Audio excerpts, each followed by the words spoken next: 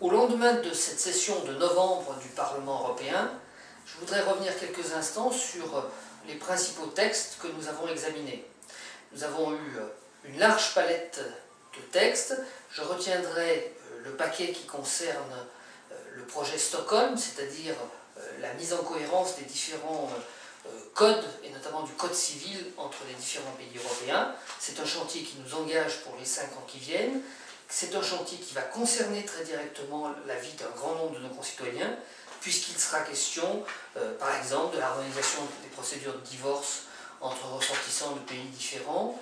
Il sera question du mariage homosexuel, etc. Et puis, dans un immédiat plus proche, nous avons préparé le sommet de Cancun en essayant d'obtenir un accord sur une position la plus large possible du Parlement européen.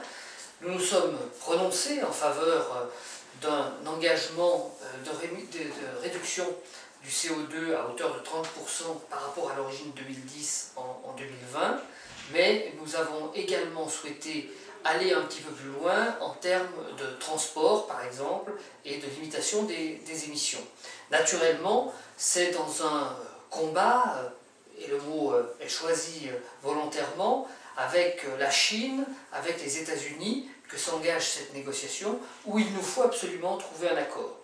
Et puis je prendrai un dernier exemple de texte examiné par le Parlement cette semaine, un texte qui peut paraître plus bucolique à certains, mais qui est extrêmement important pour l'avenir, c'est la situation de l'abeille en Europe, avec la multiplication des causes de mortalité et la diminution du rucher européen.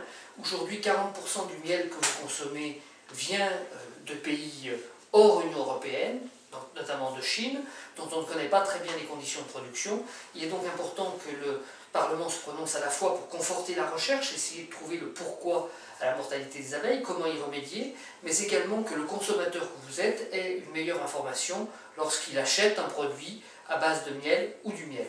Voilà, l'activité porte sur bien d'autres sujets, les relations avec l'Ukraine, ce qui se passe en Ukraine en termes de démocratie, ce qui se passe en matière énergétique, mais vous pouvez retrouver également sur le site du Parlement la séance en direct qui vous permettra de retrouver l'ensemble de notre activité.